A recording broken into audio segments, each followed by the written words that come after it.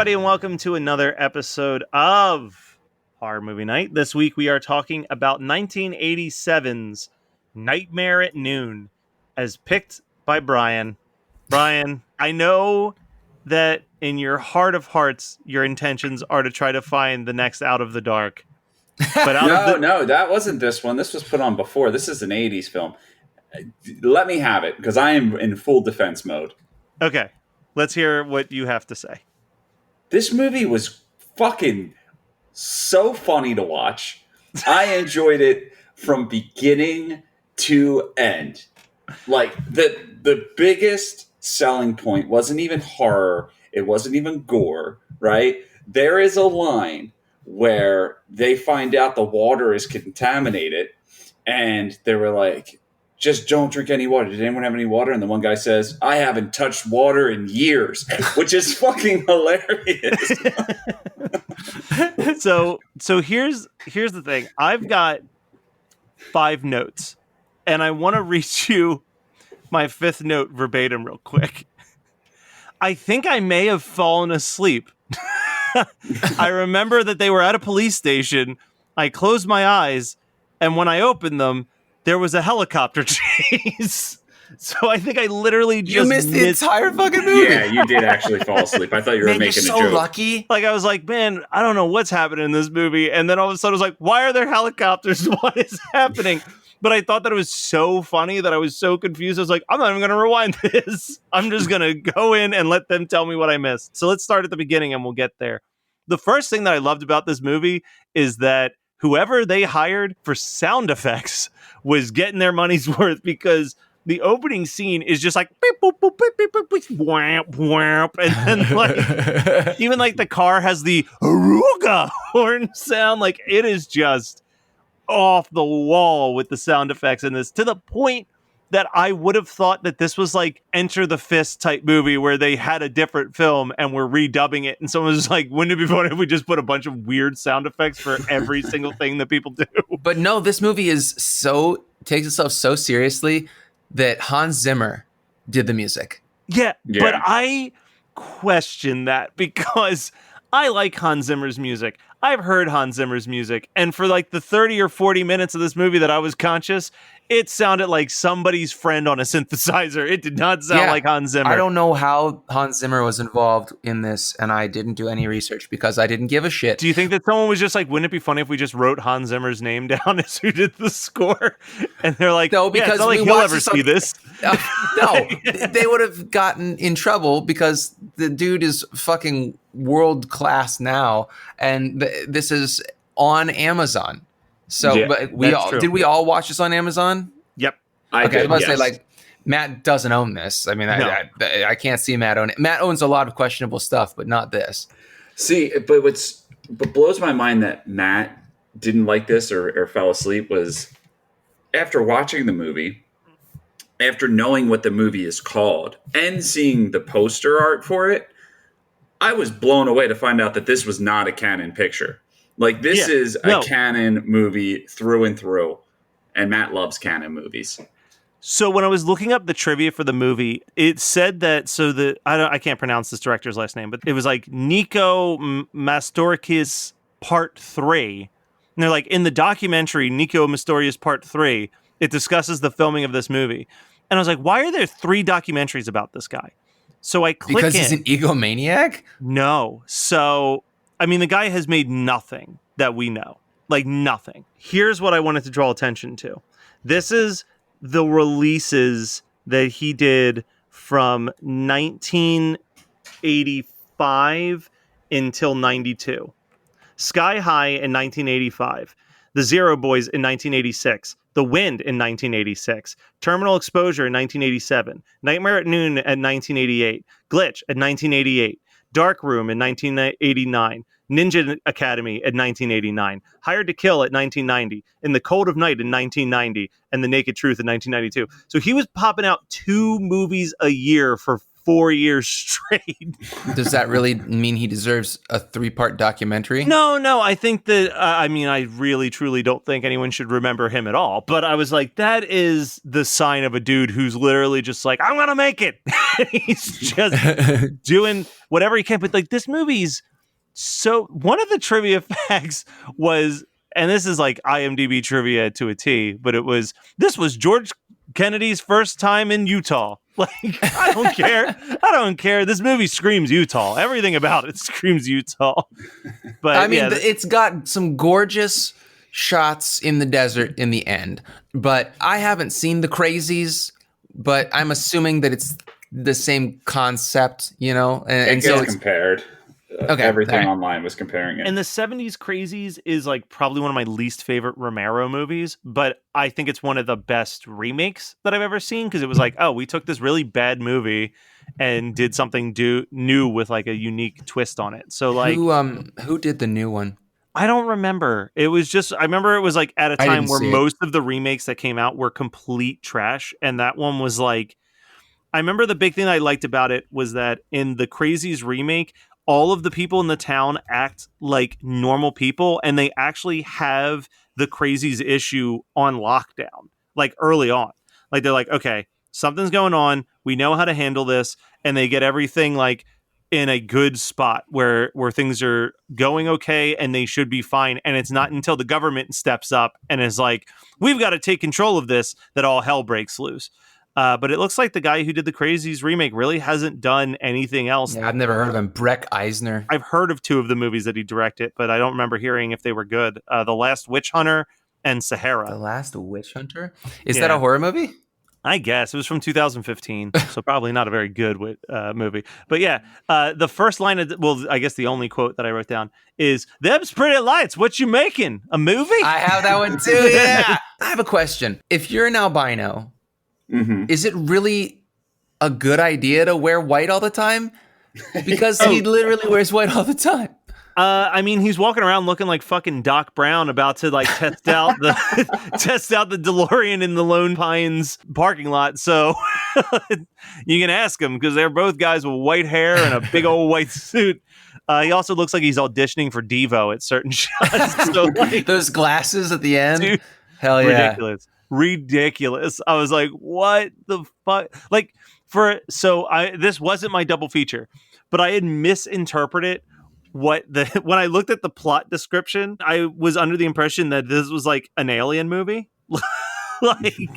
like that aliens came down and put something in the water to make people crazy. So when it started with this dude looking all fucking 80s out and and like playing like a beep boop bop on like a terrible fucking 80s computer, I was like, man, my double feature is going to be Suburban Commando. But then, like, I kept watching the movie and was like, "Oh no, this has." But did you really keep watching the movie? I think that's a suspect. Yeah. We'll get to where I may or may not have passed out. So we get to the diner scene, and like the diner scene was like pretty good. Did you see that there's carpet on the floor in that diner? It's a terrible decision for a food business. 100% terrible. So disgusting to me. But yeah, so we're in the diner. He stabs the girl in the hand. And this also made me laugh, is he's like losing his mind. And then our hero is just tapping him on the shoulder going, excuse me. Excuse me. And then the guy turns around and then he punches him, but it does nothing. But the calmness of the excuse me during the crazy freak out is great. And then George Kennedy rolls up and I was like, hey, naked gun. There he is. Just forever a cop. But he shows up. Then, like, the thing that makes me laugh is that you've got this guy who's stabbing people in the face. He's screaming nonsense. He's oozing green and, like, just looks awful. And they're like, it must be because they foreclosed this house. Like, there's no... Yeah. And then his son comes up or something, and he's, like, trying to talk to him, and then Dad shoots him. Mom misses you, Dad. Mom misses you. But then, he gets shot in the chest by a shotgun. And then that's when they finally take him out. Bam, bang. And he's still bleeding green. They shoot him multiple times. Nothing but green oozing out of his body. And, like, they're still not questioning. And they shoot him in the fucking leg. The hitchhiker is. The hitchhiker's questioning from the gate because he says, "Why don't you go take a look at his leg?" That's true. The hitchhiker's the best part in this movie because he's the only person who understands what the fuck is happening. I do remember that we get to the police station, we meet the daughter cop, and then the daughter cop, there's like a woman that freaks out inside the police station. I remember that. That's the wife. The wife. Okay, the wife freaks out in the police Because station. she drinks some water while the two dudes drink beer at 10 a.m. at the diner.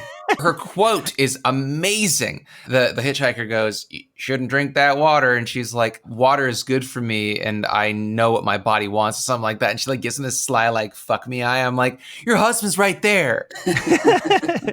I remember that George Kennedy gets set on fire at some point. And I do remember that they basically were like, "Hey, the water's poisoned. Don't shoot to kill because these are some good folks in this town." And then like immediately the hitchhiker like shoots and kills somebody. Yeah, but like before that, even the first guy, like the old guy who's just going on a spree, is like he runs into this woman on her car, murders her. He's like shooting people's cars and making explosions. Like fuck. That's my favorite part in the movie is that old lady getting smashed by the car. That is a dank scene. Yeah, no, that's some good stuff right there. It did a reverse Dusk Till Dawn before Dusk Till Dawn came out. It went from like a sci-fi horror movie to end, which I don't know if you woke up at this point, but it goes into like a straight like Western style shootout. Like even the soundtrack matches it. I think that's what they were going for. I just thought it was a load of fun, man. Thought it was a load of fun. I can't believe you guys were so bored by it that it put you to sleep. Matt of all people, it put Matt. Yeah, I'm actually in 260 episodes, whatever we're on, dude. I cannot believe that this is the movie that you fell asleep to. Like you have never fallen asleep to a movie for this show. And to be fair, that might not even have anything to do with the movie. I just had a long day before I watched the movie. But you also didn't try to go back. I feel like this is just you're trying to get reparations for Brian picking such bad shit and also not watching May when I picked it. So thank you for that. Yeah, that's what I'm doing for you. I said this is what he gets. This is for Scott. I'm gonna force my body to fall asleep. That'll teach him. I mean, I don't think I would ever watch it again, but like I would watch this again over the last Brian pick. Oh, yeah. Well, Brian would too. Yeah, absolutely. I apologize. I don't know what else you guys want from me, okay? I'm sorry. We want you to not do it anymore. I can't promise that. So the big thing I need you guys to explain to me is how did we get to the helicopters? Well, you saw the police chief on fire, you said, right? Yeah. Okay, so then the bad guys come rolling into town, but the good guys are waiting for him. They're ready for him. So the bad guys are coming and they're spraying with they're pretty much clearing the scene. They're burning down all the evidence. And then they get to a drive-in movie theater, but they're waiting at the roof and there's a shootout that ensues. Pew, pew, pew, pew, pew. And the whole time the police chief he's stronger than anyone else in the town, I guess, because like he is got zombie water transmission in the sense where he's constantly trying to fight it throughout half the movie, and then finally when it gets to a point where he can't fight it anymore, he just pretty much becomes a martyr, and he goes out and he shoots the last two bad guys. They light him on fire. He dives into the van and explodes it, and then you're awake now. Okay, that's pretty much all you missed. All right, so we get into these helicopters. There's what felt like, for someone who was looking up at a screen confused, felt like I was in the middle of a helicopter chase that was still a very long helicopter chase from the point that I looked up. Oh, you did miss the crash. Did you miss the car crash? The Troma-style car crash? Yeah, I definitely did.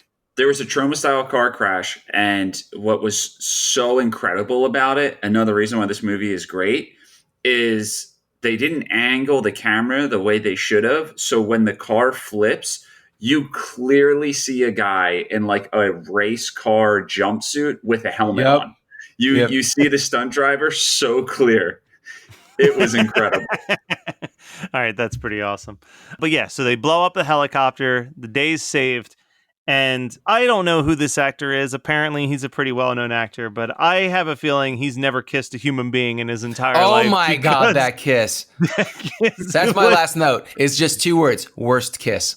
Yeah, it's just like he smashed his face against her and then just started moving it back and forth and hoping that was how the kiss worked. He taught so many teenage boys the wrong thing.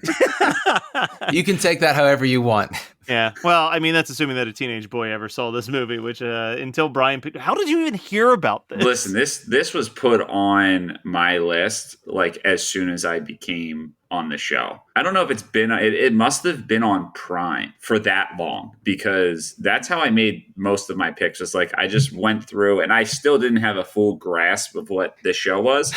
So I was like, okay, we do ridiculous stuff. And I was just kind of scrolling through Amazon Prime on my computer at work, like, oh, this looks ridiculous, I'm going to add this. This looks ridiculous, I'm going to add this. And I think that's how I added it. Meanwhile, in New Jersey... So, Marissa, what talking points do you want to hit on in this week's episode? Well, Jackie, let's talk about how the film addresses the patriarchy. Ooh, and representation of marginalized people. Ooh, and even philosophical ramifications of good versus evil and We horror. can point out the triangle boobs, talk about the blood splatter, and the practical effects. And also the male gaze. My gaze at the males. Hi-yo! From feminism to fangirling, the Jersey Ghouls cover all the bases of horror from a woman's perspective. New episodes are uploaded every other Sunday. Just search Jersey Ghouls to find us on social media and your favorite podcasting app. What would your double feature be with this? I would probably do Cowboys and Aliens, because Cowboys and Aliens. it is a mix of sci-fi and action, and it wasn't executed well either. Yeah. Oh no, it is the worst thing that Jon Favreau's name has ever been attached to. I know. And Wow, don't you starring hate- Daniel Craig, Harrison Ford, and Olivia Wilde? It's wild that it got made. It could have been so good. And like Jon Favreau is not someone that I want to have any negatives attached to his name. So it actually makes me sad. Yeah, Guys, we have to do that for a Patreon bonus episode. no, Okay. it's so long. I'll watch it again. It's so long. All right. Well, it's not like you even stayed awake for this one, and Patreon. Yeah. You don't give 100% anyway. Yeah. That's Not true. taking that. Me and Scott got this.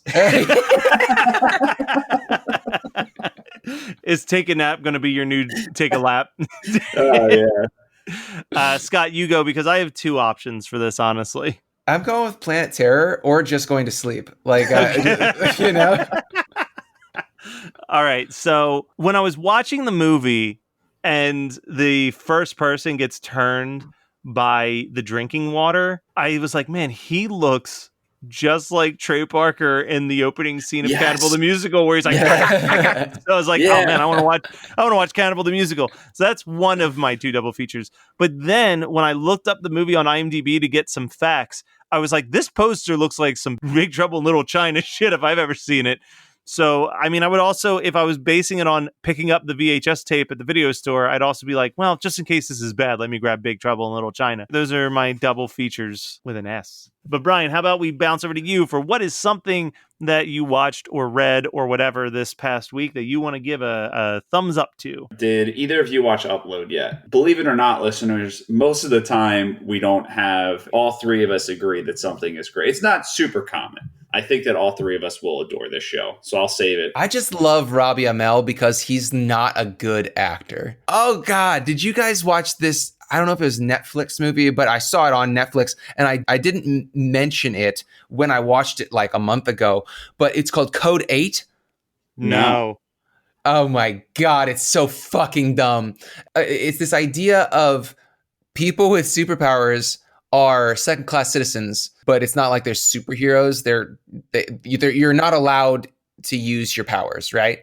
And so Steven and Robbie are not brothers, but they both have powers, and they become criminals and to fight this like drug lord thing. It's so dumb. So looking at Robbie Amell's IMDb credits just real quick, not only is he in the movie Code 8, but 5 years prior, he was in the short film Code 8. Oh yeah, the 2016 short film of the same name. Yeah, and then he was also in 9 Lives, starring Kevin Kevin Spacey Spacey! That's and going to be a Patreon. and the 9 babysitter. Lives? It's where Kevin Spacey turns into a cat. It looks. I've actually never seen it, but I want to. I love the fact. What year was that? Oh, it was like within the past 10 years. But okay, there it is, 2016. What? What? Dude, it looks so dank. I bet you Kevin Spacey's not a good husband or father, but he is after he becomes a cat. That's just my theory. So Stephen Amell, in one of the weirdest things I've ever seen, we're gonna get into some wrestling talk for a second. So there's a wrestler from the 90s that most people know whether they watch wrestling or not, which was Gold Dust. So that wrestler has a brother named Cody Rhodes, Stardust. who was Stardust. Yeah. They Oh, made him that was a joke. It was. Yeah. So they made him. Yeah. So they made him this like side character to Gold Dust called Stardust.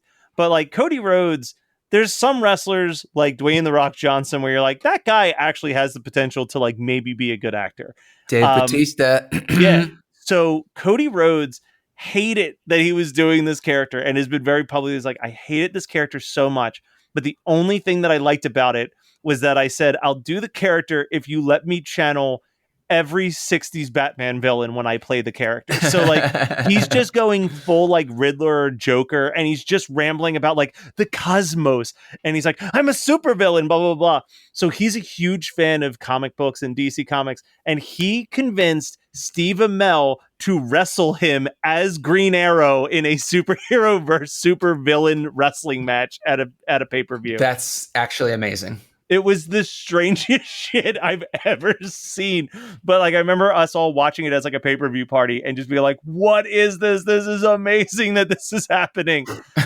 So for my, what did I watch this week? Nothing. But I did read a Stephen King book that I actually really enjoyed. So I've said it before, and this just further proves my suspicions. Stephen King works a lot better when he's not writing horror, but he's just writing novels and novellas that have just a little sprinkling of supernatural in them, but otherwise they're very like day in the life of coming of age type tales. And this was a book called Joyland. Have you ever read it, Scott? Never even heard of it. Is it recent? Maybe in the last 10 years. Yeah, I haven't read any Stephen King since, well, the only Stephen King that I've read in my adult life is 11/22/63. Okay, so you might like this, and it's short too. It's like a 300-page like Stephen King book, and it's about a kid in the 70s who goes to work at an amusement park. And while he's at the amusement park, there's like a dark ride House of Horrors that a couple of years prior, someone was murdered in there and they never found the killer. And there's always this rumor that the ghost is inside the haunted house. So throughout the whole summer, his goal is to meet the ghost, but also like he keeps trying to figure out who the murderer was. And it's just like a murder mystery novel written by Stephen King with just a little sprinkling of like supernatural aspects into it. But otherwise it was just like, it's one of those books where you're reading it and you're like, oh, this reminds me why like there are books by Stephen King that I love so much, is like when he's just letting characters be characters and he's building this world of carny talk. And like, it just does a really good job of making you be like, man, like maybe it wouldn't be so bad to work at an amusement park. Like he just captures like that fun summer 18. You're just like hanging out with friends and working at an amusement park and just like dicking around type atmosphere. And it was a nice little read while I was laying on the couch during a lockdown. All right, Scott. Much to my chagrin, Megan and I, much to her chagrin. I don't actually know whose chagrin. I just like the word chagrin. We made the mistake of watching Logan together.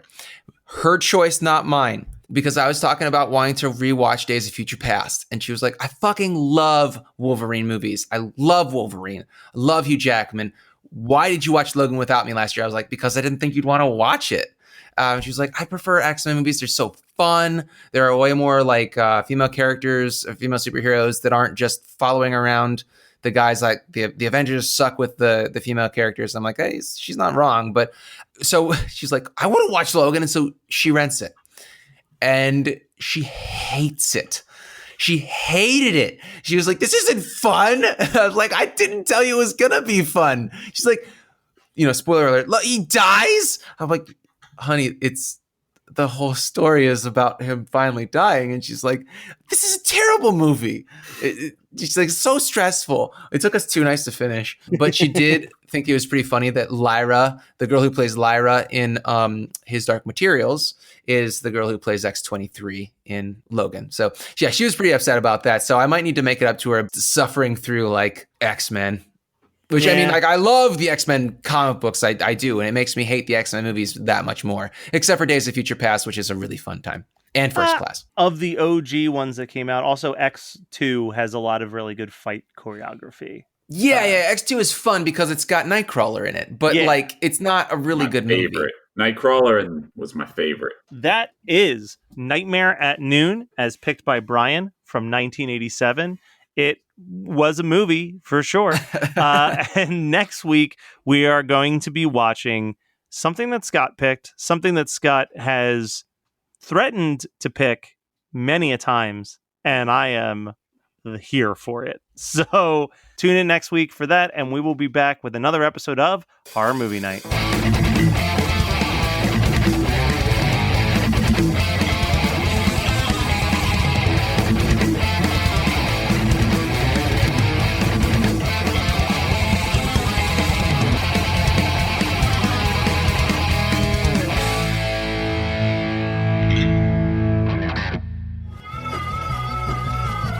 You're listening to the Geekscape Network.